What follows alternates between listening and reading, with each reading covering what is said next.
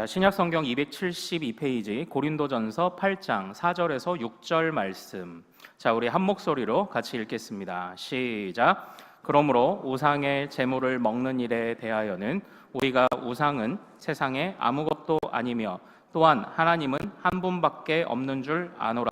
비록 하늘에나 땅에나 신이라 불리는 자가 있어 많은 신과 많은 주가 있으나 그러나 우리에게는 한 하나님 곧 아버지가 계시니 만물이 그에게서 났고 우리도 그를 위하여 있고 또한 한 주 예수 그리스도께서 계시니 만물이 그로 말미암고 우리도 그로 말미암아 있느니라. 아멘. 자, 오늘 우리 함께 읽은 이 말씀 통해서요, 구원의 확신 두 번째, 살아계신 하나님과 동행함이라는 제목으로 은혜를 같이 나누도록 하겠습니다. 우리 항상 주님과 동행하는 우리 큰숲의 모든 가족들 되시기를 소망합니다. 어떤 시각장애인들의 한 무리가 동물원으로 견학을 가게 될 일이 있었습니다. 그래서 동물원이 특별히 배려를 해서 이 시각장애인들에게 동물을 만져볼 수 있도록 해준 건데, 그날은 코끼리를 만져볼 수 있도록 해 주었습니다. 그래서 이 시각장애인들이 코끼리를 가서 더듬더듬 보는 거예요. 우리 첫 번째 화면 볼까요? 어떤 시각장애인은 꼬리를 만져보고 코끼리는 밧줄같이 생겼다라고 이렇게 이제 얘기를 했습니다. 또 어떤 시각장애인은 다리만 만져보고 아니다, 통나무같이 생겼다, 이제 이렇게 얘기를 했어요. 또 어떤 시각장애인은 몸통을 만져보고 아니다, 어떤 커다란 집채만하게 생겼다, 이렇게 얘기를 했고, 어떤 시각장애인은 상아만 만져보고 아니다, 매끈한 나무가지처럼 생겼다, 이렇게 얘기를 했고, 어떤 시각장애인은 코를 만져보면서 아니다, 거대한 뱀처럼 생겼다, 막 움직인다, 이렇게 얘기를 했고, 또 어떤 시각장애인은 귀를 만져보고 아니다, 커다란 잎사귀처럼 생겼다, 이제 이렇게 이야기를 했던 겁니다. 그런데요, 이제 이 이야기를 잘 아시죠? 이 화면을 한번 좀 보십시오. 이들이 나름대로 하나씩 만지면서 그것이 무엇처럼 생겼는지는 이해를 했습니다. 그러나 그 시각장애인들이 서로 모여서 막 상의를 하면 이런 코끼리의 모습을 그들이 상상을 할 수 있을까요? 사실 쉽지 않을 것 같습니다. 개별적으로 하나씩 볼 때는 꼬리는 밧줄처럼 생기고, 뭐 상아는 매끈한 나뭇가지처럼 생기고, 그리고 귀는 넓적한 잎사귀처럼 생기고, 하나하나 봤을 때는 틀리지 않지만 그것을 종합적으로 보는 눈이 그들에게 없었던 거죠. 그래서 우리가 과연 그들이 그렇게 단편적인 지식을 가졌던 자들이 이 코끼리라는 우리가 아는 그 코끼리의 형상을 과연 생각해낼 수 있을까? 사실은 쉽지 않을 거예요. 제가 또 하나 그림을 보여드릴게요. 다음 그림 한번 볼까요? 자, 퀴즈. 이것은 무엇의 뼈일까요? 뭐 같습니까? 악어. 참고로 힌트를 드릴게요. 길이가 10m가 넘습니다. 악어는 아니겠죠? 주둥이가 뾰족하고, 이게 많은 분들이 이게 공룡이라고 생각을 하세요. 실제로 이전에 많은 학자들이 공룡의 뼈라고 생각을 했습니다. 그런데 사실은 이 뼈는 정답 다음 화면 고래의 뼈였어요. 그러니까 전화 왔습니다. 전화 받아주세요. 전화 받으시면 안 되고 끊어주세요. 네. 네. 자, 우리 다른 분들의 예배가 방해되지 않게 하는 것도 이제 은혜입니다. 우리 화면 다시 한번 고래 화면 띄워주세요. 이 고래가요, 이 앞에 뭉툭한 부분이 연골이래요. 그래가지고 이게 썩어버리면 사실 뼈만 보고 이게 고래인 줄 모르는 거예요. 그래서 실제로 이 처음에 이 고래의 거대한 뼈가 발견이 됐을 때, 또 참고로 이 고래의 무슨 조상들의 뼈가 사막이나 이런 데서 발견되는 경우가 있어요. 그러니까 뭐 옛날에는 바다였겠죠, 거기가. 그러다 보니까 다 공룡이라고 생각을 하는 겁니다. 그런데 이제 점점 연구를 하다 보면 데이터가 쌓이잖아요. 그리고 고래를 이제 해부할 수 있는 이런 과학적 능력까지 생기니까 나중에 이 뼈가 공룡이 아니라 고래라는 것을 알았던 거예요. 그러니까 저 큰 그림을 모르고 뼈만 보면 아무도 고래라고 상상을 못 하는 겁니다. 그러니까 이제 화면 내려주셔도 됩니다. 제가 지금 드리고자 하는 이야기를 이제 또 캐치를 하셨습니까? 잘 아시겠습니까? 정말 우리가 단편적으로 알아가는 것에서 만족하지 말고 큰 그림을 볼 줄을 알아야 돼요. 이게 안 그러면 자꾸 이렇게 오해할 수 있게 됩니다. 그래서 단편적인 지식들이 이게 틀린 게 아니에요. 틀리지는 않았지만 충분하지 않아요. 제가 이제 말씀드리는 바도 그렇습니다. 저는 여러분들의 신앙의 수많은 경력들과 지금까지 해오신 그 열심들을 무시하는 게 아니라 그것들을 통해서 여러분들이 주님에 관한 나름의 지식들이 이렇게 쌓였을 거예요. 그런데 하나님과 하나님 나라에 관한 큰 그림을 보지 못하면 이상하게 조합을 하는 거예요. 그러니까 상아가 이 이빨 옆에 해야 되는데 어느 시각장애인은 이 상아를 큰 그림을 모르면 이 상아를 갖다가 뿔로 꼽아버리는 거예요. 이런 일이 벌어지는 겁니다. 그리고 이 코가 꼬리로 가야 되나? 꼬리가 코로 와야 되나? 이러면 이상한 조합을 만드는 거예요. 이것처럼 우리도 신앙생활에 나름의 지식이 있습니다. 근데 이걸 커다란 전체 그림으로서 잘 이해하고 조합하지 않으면 우리가 믿는다고는 말하지만 이상한 괴물 같은 하나님을 만들어내서 믿게 되는 잘못을 범할 수가 있어요. 그래서 그렇다고 해서 제가 지금 여러분에게 구원의 확신을 가지지 마라, 정말 맞습니까? 정말 당신 구원받았습니까? 이거를 노골적으로 묻겠다는 게 아니에요. 여러분의 구원의 확신이 더 견고해졌으면 좋겠고, 우리가 가지고 있는 이 믿음이 어느 누구도 흔들 수 없는, 어느 누구도 넘볼 수 없는 정말 하나님이 인정하시는 거룩하고 견고한 믿음이 되기를 바라는 마음에서 제가 이제 자꾸 이런 높아심에서 이런 설명을 이제 계속 드리는 겁니다. 오늘 설교는요, 그래서 이제 제가 이제 복습과 더불어서 이제 이런 내용을 한 절반 정도 얘기하고, 이제 오늘 말씀에 관해서 절반 정도 얘기하고 이제 이렇게 마치도록 할 거예요. 자, 그러면 하나 질문을 드려볼게요. 어쨌든 우리에게는 파편화된 지식이 있습니다. 파편화된 지식이 있어요. 그런데 이것을 제대로 맞추게 하는 큰 그림이 뭘까요? 큰 그림. 그 큰 그림을 우리는 어떻게 알 수 있습니까? 그 큰 그림이요. 제가 이제 1부 때는 설명을 이 부분을 안 했는데, 그 1부 마치고 새가족 교육을 하는데 지난주에 오신 새가족이 수의사세요. 제가 이 수의사이신 분하고 같이 대화를 나누다가 한 가지 캐치가 된 게 뭐냐면, 저도 그렇고 저도 이제 공대 출신이라고 말씀을 드렸잖아요. 어느 대학교든지 처음 들어가면 어떤 과목을 배우는지 아세요? 바로 저는 토목공학 개론을 첫 과목에서 배웠어요. 신학교에 가서는 그럼 제가 뭘 배웠을까요? 구약개론, 신약개론을 배웠습니다. 그러면 경제학도는 처음에 가서 뭘 배울까요? 경제학 개론을 배워요. 이 개론이라는 게 뭔가요?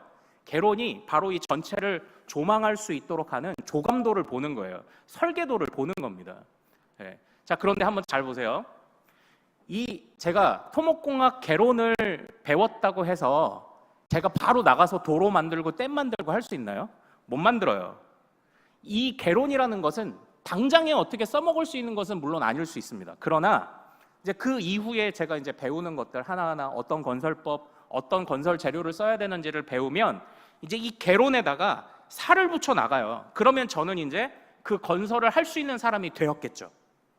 처음에 이 구약개론도, 이 구약개론, 신약개론 배웠다고 해서 당장에 설교할 수 있을까요? 쉽지 않아요. 쉽지 않아요. 구약개론은, 신약개론은 참고로 성경을 권별로, 내용별로 쪼갠 거고, 그 안에 있는 내용의 통일성을 끄집어내서 이제 구약, 신약, 신학이라는 과목까지 가고, 또 그 하나를 세부적으로 쪼개서 그 안에 담겨 있는 여러 학자들의 논문을 읽어가면서 비로소 갖춰져야 성경을 가르칠 수 있는 최소한의 자격과 설교할 수 있는 자격이 생기거든요. 그러니까 이 개론을 배운다는 건 당장에 써먹지는 못할 수도 있어요. 그러나 적어도 단편적인 지식들을 제대로 맞출 수 있는 큰 그림을 보게 하는 게 이 개론이라는 과목입니다. 그러면 성경에 있어서 우리가 신앙생활할 때 어떤 것이 이 개론의 역할을 할까요? 어떤 것이 성경을 보는 큰 그림의 역할을 합니까? 같이 한번 따라해보죠. 우리가 배우는 성경의 교리가 큰 그림이다. 그거예요. 그래서 우리 신앙의 선배들이 교리라는 것을 정리한 겁니다. 그러므로 여러분은 모두 교리를 아셔야 돼요. 그렇지 않으면 상아를 갖다가 뿔에다가 꼽는 사람이 되어버리는 거예요. 이상한 하나님을 섬기게 되는 그런 사람들이 되는 겁니다.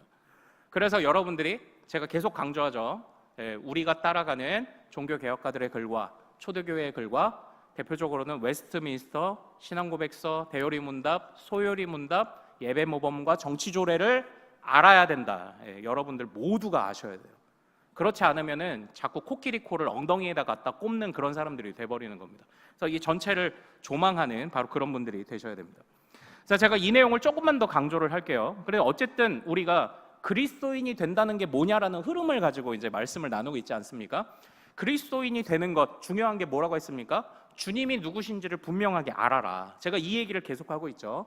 그리고 어쨌든 우리는 믿음을 가져야 되잖아요. 믿음을. 자, 그런데 그 믿음이라는 게 뭘까요? 우리가 가지는 정말 구원받는 믿음이라는 게 무엇입니까? 그래서 이제 오늘 여러분들 주보 거표지를 같이 한번 좀 봐주시기를 부탁드립니다. 자, 우리가 가지고 있는 이 믿음도요, 이 믿음이 뭔지를 우리 믿음의 선배들이 개론으로서 고백을 해놨습니다. 그 개론으로 고백한 게 뭐냐? 그게 사도신경이잖아요. 네, 그게 사도신경이에요. 그리고 많은 교리서들이나 우리 초대교회뿐만 아니라 종교개혁가들의 글을 보면 이 사도신경으로 뼈대를 잡고 여기서부터 각각 세부적인 사항으로 파생되어 나가는 가르침을 가지고 있습니다. 그래서 이 사도신경은 교리의 성경의 개론인 전체 그림인 교리의 또 개론 역할을 하는 겁니다. 그래서 최소한으로 이 사도신경을 제대로 고백하지 않으면 우리 편이 아니에요. 우리 편이 아닙니다. 그래서 제가 뭐라고 말씀드렸죠? 사도신경은 선서와 같다 이렇게 말씀드렸죠. 사도신경은 기도문 아닙니다. 주님의 이름으로 기도합니다 없잖아요. 예수 이름으로 기도합니다 없죠. 사도신경은 기도문이 아니라 선서문이에요. 내가 이대로 믿습니다. 이대로 뼈대를 잡고 믿겠습니다라는 선서문인데, 그런데 한번 잘 보십시오. 그러므로 적어도 우리는 사도신경 중에 단 한 구절이라도 부정하면 이단이라고 할 만큼 이 사도신경이라는 전체 뼈대가 중요해요. 그런데 우리가 흔히 갖고 있는 사도신경을 바라보는 또는 복음을 바라보는 우리의 시각이 어떤가요? 자, 오늘 사도신경을 봤을 때 세 가지 파트로 이 사도신경이 구성되어 있죠. 어떤 파트로 구성되어 있습니까? 성부와 성자와 성령의 파트로 구분되어 있습니다. 그런데 우리는 대부분 무엇을 복음이라고 설명을 하기를 좋아하냐면 성자의 파트만 복음이라고 설명하기를 좋아해요. 제가 지난주에 드린 얘기죠. 그러니까 우리가 복음을 그래서 자꾸 좁게 보는 거죠. 그래서 죽어서 천국만 가게 하는 복음, 이제 이걸 자꾸 보는 겁니다. 그러면 이제 본디오 빌라도 뭐 예수님이 왜 동정녀에게서 탄생하셔야만 했는가 이런 것도 필요 없죠. 그냥 본디오 빌라도에게 죽으나 사나 고난 당하시고 부활하셨대, 이것만 믿어. 그러면 나중에 너 죽어서 천국 가면 그게 너의 열쇠가 될 거야. 이것만 계속 이제 우리가 가르쳐 왔던 것 아닙니까? 이게 틀리지는 않는데 충분하지 않은 거예요. 참고로 제가 첫 번째 98학번에는 공대를 들어갔고, 그러다가 이제 집이 어려우니까 학교를 자퇴도 하고 방황도 하는데 알바도 해야 되겠고 이래갖고 어쨌든 수능을 3번을 보긴 봤어요. 마지막 3번째 보고 이제 결심하고 신학교를 들어갔는데, 수능을 3번을 볼 때 이제 제가 그나마 좀 말할 수 있는, 그나마 자랑할 수 있는 건 뭐냐면 제가 영어들을 3번 다 되게 잘 봤어요. 그 당시 영어가 80점 만점이었거든요. 제가 98학번 때 영어를 78점 받았고요. 한 개 틀린 거죠. 예. 그리고 두 번째 시험 봤을 때는 제가 1점짜리 하나 틀려서 79점 받았고요. 세 번째 시험 봤을 땐 제가 영어를 다 맞았어요. 영어가 쉬웠어요. 그러니까 우리 자녀들이 수능 때 영어가 어렵다고 하면 제가 이거 왜 어렵지? 이런 생각이 드는 거죠. 그런데 제가 이제 98학번에 어쨌든 학교를 공대를 그냥 들어가서 방황을 하다가, 생각 없이 들어가서 방황을 하다가 이제 한 학기를 다녀보니까 이건 아닌 것 같은 거죠. 그래서 이제 군대라도 가야 되겠다 이렇게 생각을 하면서 카투사를 지원을 한 거예요. 근데 카투사 지원 자격이 뭐냐면 토익 600점이었어요. 근데 토익 600점이면 뭐 별거 아니거든요. 토익이 뭐 990점 만점인가 이렇잖아요. 그래서 토익 600점을 얻기 위해 시험을 2번을 봤는데, 제가 사실은 저는 영어를 잘하는 사람이었으니까 그때까지는 공부를 안 하고 토익을 봤습니다. 그랬는데 600점을 2번 다 못 넘은 거예요. 제가 그때 깨달았어요. 아, 나는 영어를 잘하는 사람이 아니라 영어 문제를 잘 푸는 요령을 가진 사람이구나를 제가 이제 알았던 거예요. 예. 그래서 이제 생각해 보면 저도 이런 요령도 물론 중요하겠죠.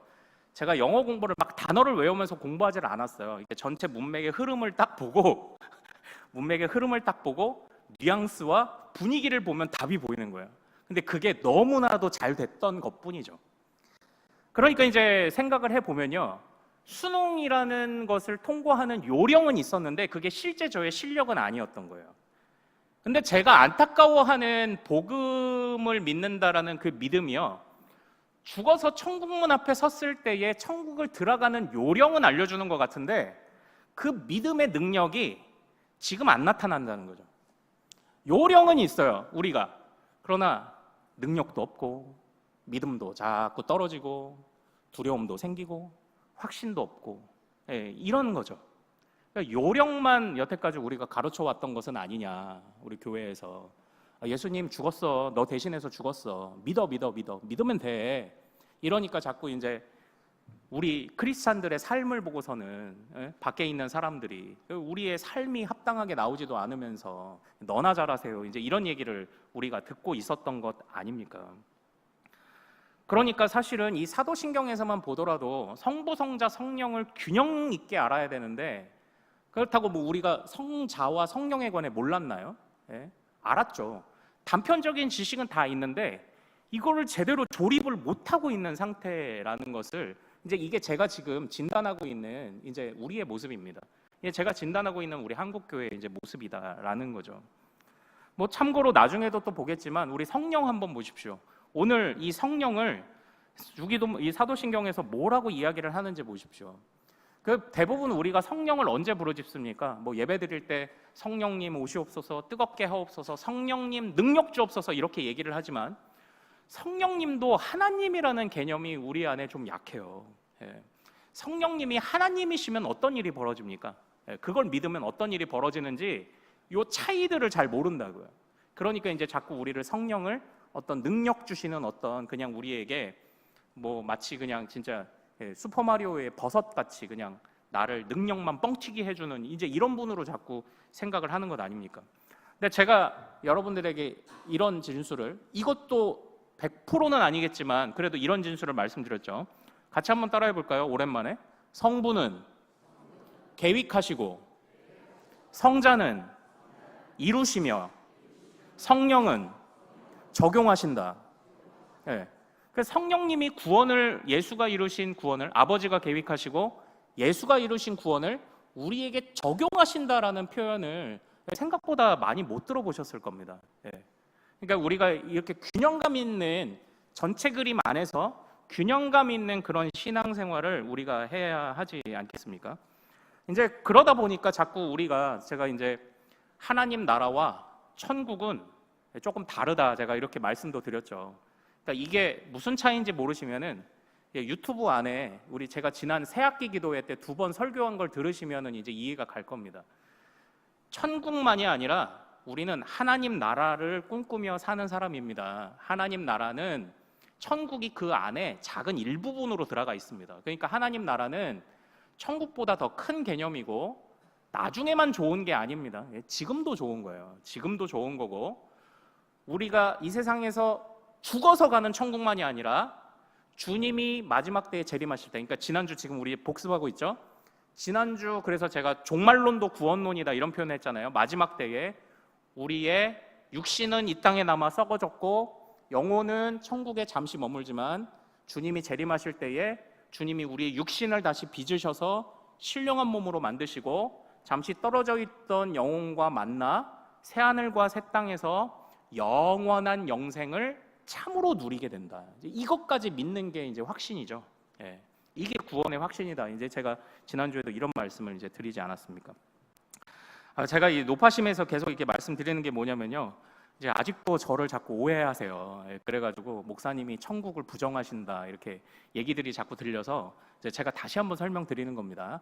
천국을 부정하는 게 아니라 천국은 조각이에요. 하나님이 이루시고자 하는 구원에, 하나님의 구원은 훨씬 더 풍성하다는 걸 제가 지금 자꾸 그 말씀을 드리는 거예요. 그리고 단편적인 지식이 틀리지 않았습니다. 그런데 제대로 조립을 해야 돼. 조립을. 그걸 잘 엮어서 하나님의 영광스러운 나라라는 큰 그림을 그려야 되는데 자꾸 이 조립을 못 하시더라고요. 그래서 제가 이제 노파심에서 계속 말씀을 드리는 겁니다. 자, 그래서 지난주에 우리가 이제 말씀 살펴봤죠. 오늘 이제 본문으로 이제 들어갈 건데, 이제 오늘 이 본문 안에 지난주에 또 복습이 자연스럽게 들어가 있고요. 그리고 오늘 우리가 새롭게 배우고자 하는 말씀이 들어 있습니다. 자, 이제 오늘 본문 말씀을 조금 배경을 드리도록 하겠습니다. 사도 바울 선생님이 여기저기 이제 전도하시면서 교회들을 세우지 않습니까? 그리고 고린도 교회가 세워졌습니다. 고린도 교회가 이제 세워졌어요. 뭐 지금 이제 아테네 인근의 지역입니다. 그래서 유럽 지역 아마 최초의 교회라고 보면 될 것 같습니다. 이제 고린도 교회가 세워졌는데 이제 이 고린도 교회 안에 싸움이 붙은 거예요. 왜냐하면 우상에게 제사를 드렸던 제물을 먹는 사람이 있고 먹지 말아야 된다는 사람이 있었던 겁니다. 근데 이게 그 당시에 자연스럽게 생길 수밖에 없었던 문제였던 게 뭐냐면, 자, 지금 여러분들은 고기를 어디서 사 드시나요? 정육점이나 마트에서 사 드시죠. 그러면 정육점이나 마트는 어디에서 납품을 받습니까? 네, 중간업자들이 어디서 가져오죠? 도축장에서 가져오죠. 그런데 옛날 지금 이 로마의 점령지였으니까 다 로마 시대는 특징이 하나 있는데 그 로마 신전에 도축장들이 딸려 있는 거예요. 왜냐하면 그 시중에 유통되는 모든 고기가 그 로마의 신들, 즉 그 로마의 황제도 신격화됐죠. 그 로마의 신들과 황제에게 1차적으로 제사를 드렸던 고기만 시장에 유통되는 거예요. 그러니까 시장에서 고기를 사 먹는다라는 그 자체는 곧 우상에게 드려졌던 제물을 먹는 것을 상징하는 거예요. 그냥 그걸 의미하는 거였습니다. 그러니까 우상에게 드려진 음식을 어떻게 먹어? 그러니까 여러분들에게 한번 질문 드려보겠습니다. 약간 우리 안에 긴장감이 싹 트기 시작하죠. 아, 나 옛날에 제사 지낸 음식 먹었는데 이거 어떡하지? 이런 긴장감이 좀 막 싹 트기 시작하시죠. 제사 지낸 음식을 먹어야 되나요? 말아야 되나요? 이거 애매하시죠. 예. 근데 사도 바울이 거기에 답을 주는 겁니다. 어떻게 답을 주는지 한번 보십시오. 우상에게 제사를 드린 제물을 먹는 게 맞냐 틀리냐, 이걸 어떻게 답을 내리는지 보십시오. 우리 오늘 8장 4절 읽어보겠습니다. 8장 4절입니다. 8장 4절 읽어보겠습니다. 자, 시작. 그러므로 우상의 제물을 먹는 일에 대하여는 우리가 우상은 세상에 아무것도 아니며 또한 하나님은 한 분밖에 없는 줄 아노라. 자, 5절도 읽어보겠습니다. 5절 시작. 비록 하늘에나 땅에나 신이라 불리는 자가 있어 많은 신과 많은 주가 있으나, 이렇게 되어 있죠. 네, 이렇게 되어 있어요.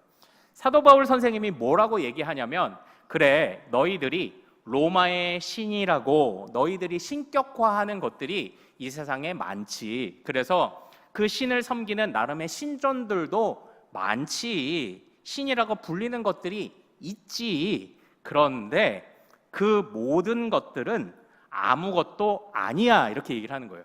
왜 그렇습니까? 주님만이 스스로 계신 자이시기 때문에 신이라면 이 세상에 존재하는 것과 같으면 안 돼요. 이 세상에 존재하는 어떤 신이 만든 것들과 같으면 이미 신이 아닙니다. 하나님은 스스로 계신 자이셔서 하나님은 누구에게도 기대지 않으시고 누구에게도 만들어짐을 당하지 않으셨고 처음부터 계셨던 이시며 이 세상에 시간과 공간의 모든 법칙을 초월하시는 절대자라는 걸 우리가 지난주에 이제 배웠죠. 그래서 창조주 하나님이 시작이시오 마침표이시다. 그래서 하나님이 마침표를 찍지 않으시면 우리가 마침표를 찍으면 안 된다. 그거 교만이다. 제가 이 말씀을 드렸죠. 그래서 걱정하지 말아라. 염려하지 말아라. 그 창조주가 세상의 주인이 내 아버지인데 왜 염려하느냐. 제가 이 말씀을 지난주에 드린 것 아닙니까? 사도 바울도 지금 똑같은 이야기를 하고 있는 겁니다. 세상의 우상은 헛된 거야. 그러니까 그치, 모양새는 지금 우상에게 제사를 드리고 나온 고기의 모양새인 거예요. 우상에게 드렸는데 우상은 애초부터 없는 거예요. 그냥 사람이 이름을 붙인 거지. 그 신은 존재하지 않아요. 그러므로 존재하지 않는 신에게 제물 드린 거 그거 너무 개의치 말고 그냥 자유함으로 먹어라, 이 얘기를 하시는 거예요. 하나님이 주인이야. 지금 로마의 이러한 그 나름의 그 우상숭배라는 체제와 그들의 법 안에서 가두어져 있기는 하지만 하나님이 다 주인이신데 자유함으로 먹어라, 이렇게 얘기를 한 겁니다. 그러나 먹어라만 얘기하면 안 되겠죠. 그래서 사실 우리가 보진 않겠지만 7절 이하에는 뭐라고 말하냐면 먹을 수 있어. 먹어도 문제 안 돼. 그러나 믿음이 연약한 자들이 네가 우상에게 드려진 제물을 먹는 것을 보고 혹시 실족하거나 넘어지면 그것도 죄다. 그래서 사랑하는 마음으로 먹어도 되는데 누군가가 이거 먹어도 되나? 이러면 차라리 먹지 마라. 예, 교회의 덕을 위해서 이제 이렇게 말씀을 하시는 겁니다. 그런데 우리는 지금 거기에 초점을 보려는 게 아니라 오늘 이 사도 바울이 우상에 대해 뭐라고 말하는지 여기가 핵심이에요. 여기가. 그래서 우리 믿음의 선배들은 이 말씀을 어떤 것을, 하나님에 관한 어떤 것을 드러내는 근거로 썼냐면, 우리 다음 화면 한번 볼까요? 자, 제가 이제 웨스트민스터 신앙고백서 2조 1항 2항을 요약해 온 거예요. 이게 우리 믿음의 선배들이 친히 요약해 준 겁니다. 자, 같이 읽어보죠. 자, 첫째, 시작. 하나님은 오직 한 분이시다. 둘째, 그분은 살아계시는 참된 하나님이시다. 셋째, 그분은 지극히 순수한 영이시다. 넷째, 그분은 모든 완전한 속성을 소유하신다. 아멘. 이렇게 돼 있는 거죠. 예. 그러니까 우리 믿음의 선배들은 지금 이 고린도전서의 말씀, 사실은 이 고린도전서의 말씀만 가지고 이걸 뽑아낸 건 아니에요. 그러니까 제가 1부 때는 웨스트민스터 신앙고백서 1조 1항을 읽어드렸는데 그게 벌써 그 15줄 정도 돼서 굉장히 길거든요. 그래서 제가 지금은 읽지는 않겠습니다. 참고로 하나님에 관해서 어떤 삐뚤어진 시각 또는 굉장히 좁은 시각으로 보지 않기 위해서 하나님을 한마디로 정의할 수 없다고 웨스트민스터 신앙고백서는 말해요. 그래서 성경에 있는 하나님에 관한 걸 그냥 다 그 조항 안에 넣어버렸어요. 그러니까 이제 하나님이 사랑의 하나님이다 이것만 말하면 공의의 하나님을 말할 수 없다니까요. 그러니까 모르는 사람들은 사랑의 하나님이 왜 자꾸 사람들 지옥 보내 이렇게 얘기를 하는 거죠. 근데 저는 사람들을 지옥 보내는 하나님 때문에 사랑을 느낀다니까요. 왜 그렇죠? 하나님의 백성들을 괴롭힌 사람들을 하나님이 심판해 주신다는 거잖아요. 내 억울함을 풀어주시는 거잖아요. 지옥이 있으니까 내 억울함이 풀리는 거예요. 그러니까 나는 지옥이 있다는 게 저는요 하나님의 사랑이라고 느끼는 겁니다. 근데 모르면 지옥을 왜 자꾸 보내? 사랑이라면서. 이거 하나님을 모르니까 이런 소리를 하는 거예요. 우리가 그렇게 전하는 거죠. 하나님을 공의의 하나님으로는 안 정하고 자꾸 사랑의 하나님으로는 정하니까. 그래서 하나님을 한마디로 표현할 수 있느냐? 없다. 성경이 말하는 하나님을 그냥 다 믿어야 한다라고 이제 말했고, 그나마 그것들 중에서 요약을 해본 거예요. 우리 이 화면 다시 한번 띄워주실까요? 이제 이 1항과 2항을 요약할 때 이 넷째 이 네 가지로 요약을 했는데, 제가 이제 여기서 착안을 해서 지난주에 우리 스스로 있는 자 창조주 하나님 했죠. 그래서 저게 1항인 거예요. 하나님은 오직 한 분이시다. 지난주에 봤죠. 그래서 오늘은 제가 무엇을 보는 겁니까? 그분은 살아계신 하나님이다. 그래서 오늘 설교 제목이 살아계신 하나님과 동행함 이거인 거예요. 이 흐름을 따라가는 거예요. 우리 믿음의 선배들의 흐름을. 이제 잠깐 엉뚱한 생각을 해보면 이제 그러면 웨스트민스터 신앙 고백서를 다 강해할 때까지 나중에 제가 이제 막 몇 년이 지나고도 그 구원의 확신 365번째 시간 이제 뭐 이렇게 될 것 같죠. 근데 그렇게까지 하지는 않겠지만 이제 잘 보십시오.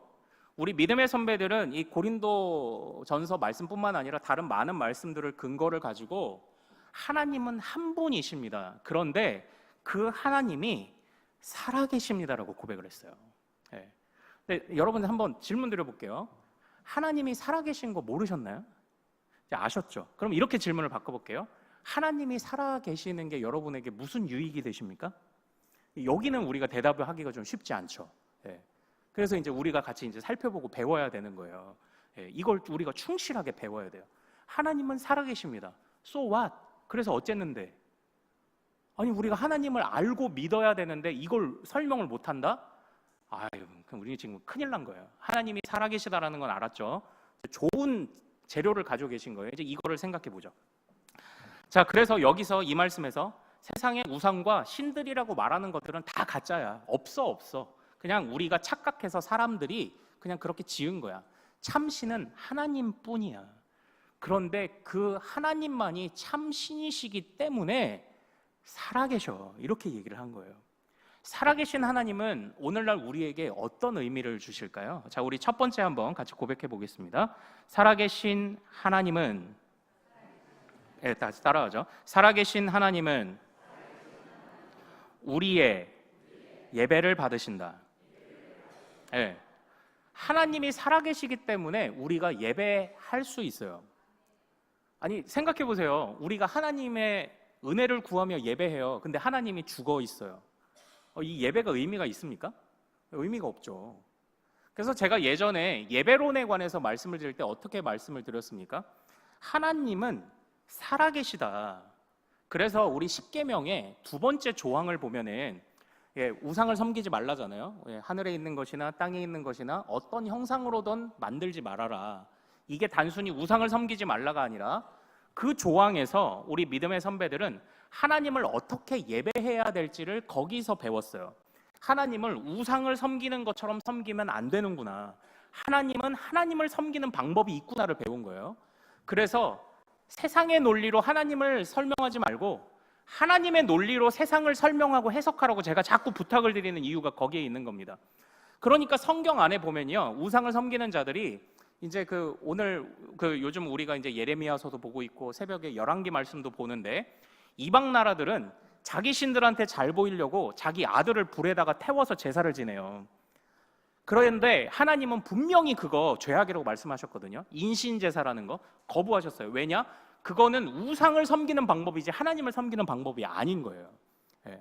그래서 우리 엘리야가 바알 선지자와 함께 이제 갈멜산에서 대결할 때 그 바알 선지자가 막 열광적으로 살에다가 막 이제 상처도 내고 열광적으로 막 했잖아요. 근데 응답하지 않잖아요. 왜요?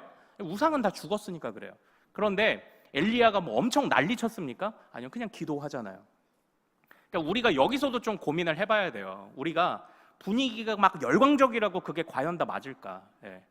너무 냉랭해도 문제겠지만 분위기만 열광적이면 그게 하나님을 섬기는 거냐? 이것도 좀 고민을 해봐야 돼요. 그러니까 우리가 지금 나눌 이야기가 얼마나 많습니까? 우리 신앙을 점검하면서. 근데 어쨌거나 하나님은 우상의 방법으로 섬기는 게 아니라 하나님의 방법으로 섬기라라는 것을 십계명의 원리에서 그 예배의 전체 원리를 배우고 익히고 가르쳤을 만큼 우리 신앙의 선배들이 이 말씀들을 얼마나 깊이 묵상하고 있었는지를 우리는 배워야 합니다. 하나님이 살아계시고 하나님은 가짜인 우상이 아니시기 때문에 우리가 예배하는 줄로 믿습니다. 우리 예배가 의미 있는 거예요. 지금 우리가 드리는 이 예배가 하나님이 살아계시기 때문에 예배가 되는 겁니다. 하나님이 죽어 계시면 예배가 의미가 없죠. 그래서 하나님은 그 살아계심 때문에 우리의 예배를 참으로 의미 있게 하십니다. 이게 우리가 고백하는, 우리 신앙의 선배들이 고백하는 첫 번째 이 하나님이 살아계시다는 것의 의미였습니다. 두 번째, 우리 같이 한번 따라해 볼까요? 자, 하나님이 살아계시기 때문에 내가 승리할 수 있습니다. 이거예요. 하나님이 죽어 계시면 우리는 패배하겠죠. 하나님이. 근데 우리가 아까 봤던 것처럼 하나님은 또 영이시다 이런 개념이 있잖아요. 영이시다라는 요거 굉장히 재밌고 의미가 있습니다. 그런데 제가 이제 간단하게만 언급 드릴게요. 우리는 이 세상에서 살아가면서 수많은 영적 전쟁을 맞이합니다. 근데 제가 이 영적 전쟁도 나중에는 사실 좀 말씀을 드릴 때가 있을 거예요. 원래 오늘 하고 싶었는데, 왜냐하면 하나님을 봤으니까 하나님의 대적자 사탄이 어떤 존재인지를 한 번은 쫙 정리를 하고 가면 좋겠다고 생각을 했는데 그건 조금 나중에 미뤄뒀어요. 왜냐? 하나님에 대해서 더 깊이 알면 요 가짜는 자동으로 판단이 되거든요. 그래서 이제 오늘 제가 이제 웨스트민스터 신앙고백서의 흐름을 따라서 하나님은 유일하신 하나님이시며 참신이십니다. 그 하나님은 지금도 살아계십니다. 지금 이 이야기를 하고 있는 거예요. 제가 예전에 그런 통계를 봤습니다. 천주교로 떠난, 그러니까 기독교인이었다가 천주교로 떠난 사람들이 있는데 그 떠난 사람들을 한 200~300명을 인터뷰를 한 거예요. 어떻게? 그 인터뷰에서 왜 천주교로 가셨습니까? 라고 했더니 사람들이 천주교가 더 거룩하고 영적으로 느껴져서 갔습니다. 이렇게 답변을 한 겁니다. 그러니까 우리가 보통 어떤 생각을 합니까? 영적이다라는 걸 어떻게 생각합니까? 제가 이제 제 군대 이제 그 후임 중에 신부가 있었다고 말씀을 한번 드린 적이 있죠. 그 신부 서품 받을 때 제가 갔더니 옷도 우리랑 달라요. 뭐 양복, 저는 뭐 해봤자 가운 정도 입지만 그러니까 하여튼 딱 보면은 뭔가 예사롭지 않은 옷을 입고 이제 딱 나와요. 그리고 향을 피웁니다. 막 향을 연습하더라고요. 이 향로를, 줄 달린 향로를 박자 맞춰서 이렇게 흔드는 연습을 하더라고요. 이게 안 그러면 이 박자가 꼬이면 이 향로가 예쁘게 안 피거든요. 그런 것들 합니다.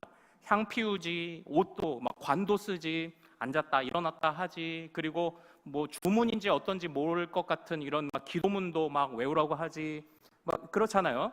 그러니까 이제 그걸 영적이라고 생각을 하는 겁니다. 그리고 또 한 가지 우리가 보통 누구를 영적이라고 생각하냐면 내가 오늘 하나님의 계시를 받았다, 음성을 들었다, 뭐 또는 내가 이제 귀신을 쫓아내는 걸 봤다, 귀신을 봤다 이러면 와, 저 사람 영적이다, 우리가 이렇게 생각을 합니다. 그러나 우리는 정확하게 분별을 해야 합니다. 성경에서 참된 영은, 그러니까 물론 우리가 천사도 영이 있고 우리도 영이 있죠. 그러나 이건 하나님의 영하고는 다르죠. 천사는 만들어진 영이고 하나님은 원래부터 존재하신 영인데, 또 우리는 형체가 있죠. 천사도 형체가 있죠.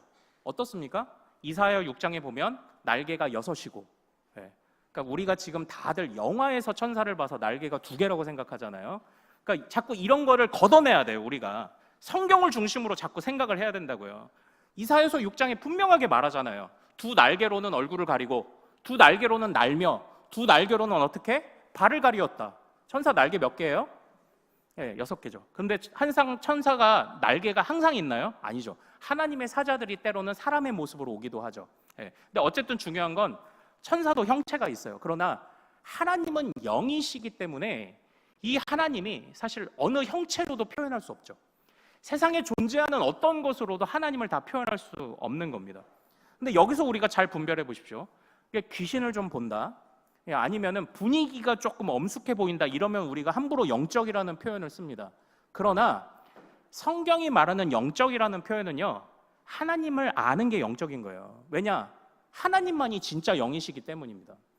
그래서 하나님을 제대로 깨닫고 하나님과 교제하는 사람이 영적인 거예요. 근데 우리는 그러죠. 나는 방언도 못하고 계시도 못 듣고 이러니까 나는 영적이라고 생각 안 하는 겁니다.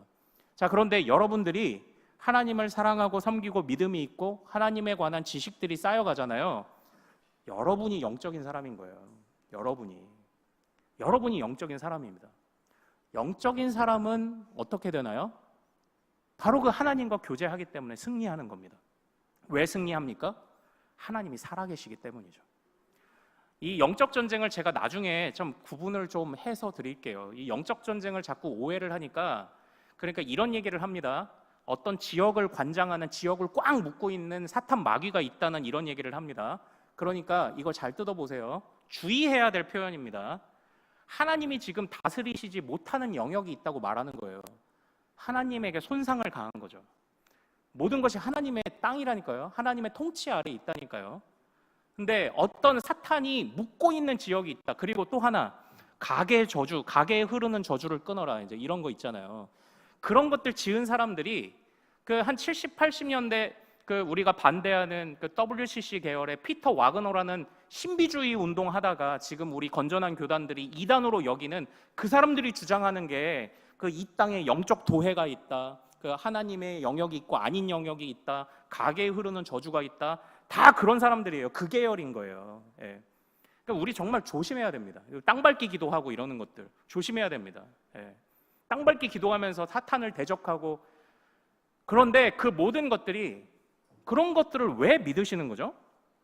성경을 연구해서 얻은 게 아니라 그러니까 다 우리 잘못이에요. 다 어디서 주워 들은 거 가지고 자꾸 목사님들이 가르치니까, 아니 성경에 있는 거를 가르쳐야지. 성경에 뭐라고 중심을 잡으니까 하나님만이 유일한 신이시며 하나님은 살아계시다고 가르치는데, 가계에 흐르는 저주를 얘기하고 사단에게 결박된 땅이 아직도 있다고 얘기하고 하나님에게 왜 자꾸 손상을 가하냐고요.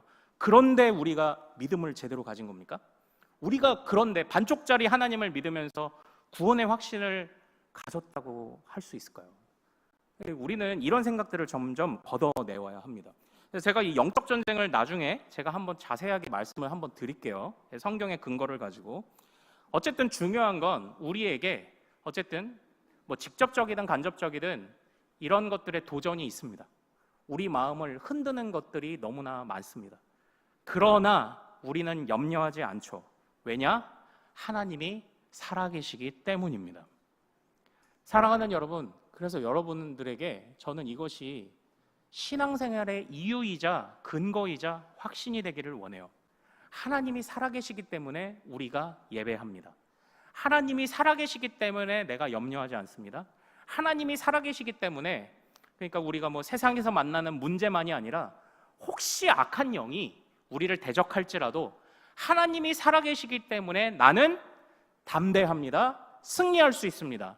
이것을 믿음으로 굳게 고백하는 우리 모든 성도님들이 되시기를 소망합니다. 이게 어디서 나와요? 하나님이 유일하시며 살아계시기 때문입니다. 여기서 나오는 거예요. 그런데 사실상 이제 저도 염려가 있어요. 이 하나님에 관해서 우리가 이렇게 깨달았다고 해서 이게 당장 오늘은 그 목사님이 좀 무언가 새로운 것을 말씀하시거나 임팩트 있는 말씀이 없었고 이게 좀 뭔가 은혜되거나 마음이 좀 쫙 따뜻하거나 이런 게 없었던 것 같아 하실 수 있겠지만, 하나님을 안다라는 것이요, 어떻게 보면 당장의 어떤 유익을 느끼지 못할 수도 있어요. 그러나 제가요 항상 이런 얘기를 해요. 우리가 영적 전쟁을 만날 때 칼을 하나 들고 있으면 싸울 수 있어요. 우리가 무장공비와 싸울 때 칼을 들고 있으면 싸울 수 있습니다. 그런데 칼만 있으면 칼로 싸울 수 있지만 총도 있으면 좋아요. 총만 있는 게 아니라 권총도 있으면 좋아요. 권총만이 아니라 방탄조끼도 입고 있으면 좋고요. 방탄조끼만이 아니라 헬멧도 쓰고 있으면 좋아요. 싸우기에 더 수월하고 그리고 확실한 승리가 보장되겠죠. 우리가 하나님의 알아가는 이런 과정들이요, 어떻게 보면 지루하게 느껴지든지 아니면 당장에 써먹는 무언가, 가슴에 콱 가서 박히는 무언가가 아닐 수 있습니다. 그러나 이런 지식들은요, 우리가 무기를 갖춰가는 무장의 과정이에요. 나중에 결정적인 순간이 왔을 때 쓰러지느냐 안 쓰러지느냐는 하나님을 온전히 깨닫는 이 무기를 잘 준비했느냐 못했느냐에서 오는 거예요. 그러니까 영적인 도전이 오면요, 하나님이 살아계신다고 철석같이 믿는 자들은 두려워하지 않아요. 걱정하지 않아요. 내가 싸우려고 안 해요. 하나님이 나를 싸우게 하시겠지. 하나님이 승리해 주시겠지. 하나님이 앞장서 가시겠지. 뭐 이런 얘기를 하는 겁니다. 걱정하지 않아요. 예. 마음이 조금 무너질 때 있겠죠. 우리가 아직 덜 익었으니까. 그러다가도 살아계신 주 부르면서 힘을 얻는 거예요. 살아계신 하나님이 여러분에게 모르지 않았던 내용입니다. 그런데 살아계신 하나님이라는 그 교리적 고백은 여러분에게 어떤 의미를 주고 계셨는가요? 우리는 여기에 약함이 있었죠. 그러나 사랑하는 여러분, 오늘 다시 한번 정확하게 깨닫고 기억하시기를 소망합니다. 하나님이 살아계시기 때문에 우리가 예배합니다. 하나님이 살아계시기 때문에 우리는 승리할 줄로 믿습니다. 이것을 굳게 붙잡는 우리 모든 큰수배 가족들 되시기를 소망합니다. 자, 우리 찬양하고 기도하죠. 아바 아버지, 아바 아버지.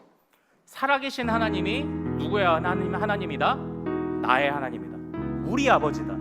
이 찬양으로 우리가 그것을 고백하기를 원합니다.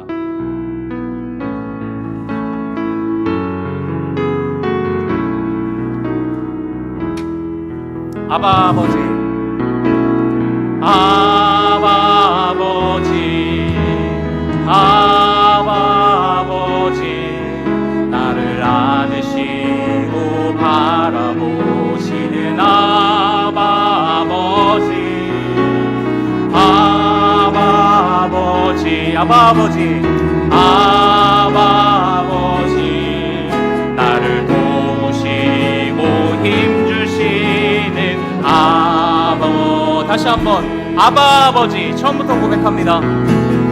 아바 아버지, 아바 아버지, 나를 안으시고 바라보시는 아바 아버지, 아바 아버지, 아바 아버지, 나를 도우시고 힘주시는 아버지. 주는 내 맘을 고치시고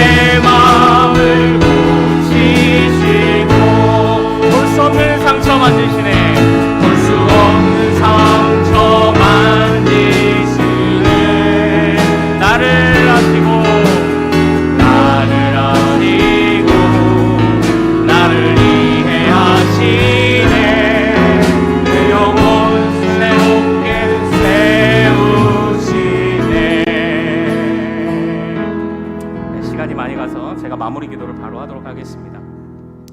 고마우신 아버지 하나님, 하나님이 살아계신 하나님이시며 그 하나님이 멀리 계신 하나님이 아니라 우리의 하나님이시고 우리의 아버지이셔서 너무나도 감사합니다.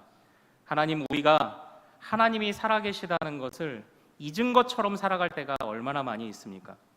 하나님이 정말 모든 것의 주인이심을 머리로는 아는데 때로는 우리의 입술과 마음의 생각이 야, 이건 기도해도 안 될 것 같은데 라며 하나님을 반쪽으로만 섬기고 반쪽으로만 이해하는 그런 믿음 없음과 교만과 불경함을 저지를 때가 얼마나 많이 있습니까? 하나님은 유일하신 하나님이요, 이 세상 모든 것은 다 헛된 것이며 하나님께 도전하는 악한 영도 피조물에 타락한 것일 뿐, 그것은 하나님의 자녀들인 우리에게도 함부로 대적할 수 없는 존재들임을 우리가 자꾸 잊고 사단, 귀신 무서워하고 세상에 일어나는 문제들 무서워하다가 정말 주님 안에 평안도 없고 자유도 없고 기쁨도 없는 신앙생활을 하고 있는 것은 아닌지요.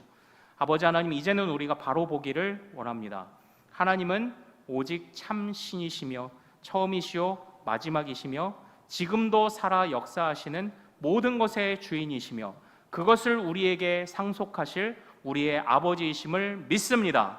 하나님, 이것이 우리 성도들이 살아가는데 중요하게 고백하는 믿음 되게 하시고 이것이 일주일 동안 이 믿음 안에서 우리에게 영적인 힘이 나올 수 있도록, 어떤 것에서도 승리할 수 있는 자신감이 나올 수 있도록 아버지 하나님 도와주시옵소서.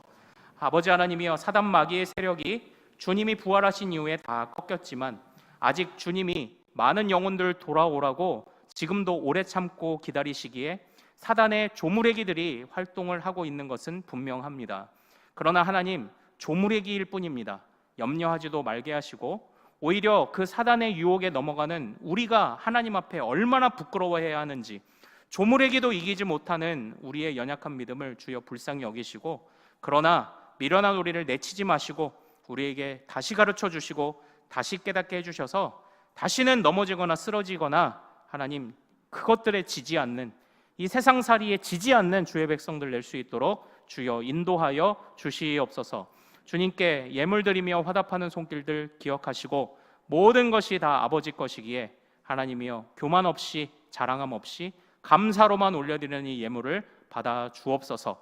하나님, 우리 자녀들에게 정말 이 온전한 말씀을 제대로 전하기 위해 이 예물이 귀하게 쓰임받을 수 있도록 도우시고 우리 사랑하는 자녀들의 모든 예배를 오늘 동일하게 받으신 줄 믿습니다. 우리 교역자들이 말씀으로 더욱 무장하고 우리 모든 성도들이 신학자와 같은 수준의 그 귀한 지식들을 갖추어 나가는 데까지 우리가 제대로 가르치고 제대로 배우는 우리 큰 숙교회 될 수 있도록, 그래서 또한 이 시대와 이 포항 땅과 하나님이 우리에게 무엇을 하기 원하시는지를 잘 분별하여 깨달았을 때에 즉시로 달려가 주님께 순종하는 우리 큰 숙교회 될 수 있도록 하나님 인도하여 주시옵소서. 감사하오며 우리 주 예수 그리스도 이름으로 기도하옵나이다. 아멘. 이제는 우리 주 예수 그리스도의 은혜와 하나님의 사랑과 성령의 교통하심이 살아계신 하나님을 신뢰하며 나의 예배를 받으셨음을 확신하고 나를 강하게 하사 모든 영적 전쟁에서 승리하게 하시는, 참으로 하나님에 관한 모든 지식을 말씀으로 깨우게 하셔서 우리로 영적인 삶이요 영적인 사람임을 깨달아 담대하게 하실 주님을 신뢰하는 모든 큰 숲의 가족들과 자녀들 삶의 현장들 위에 이제로부터 영원토록 항상 함께 있을지어다. 아멘.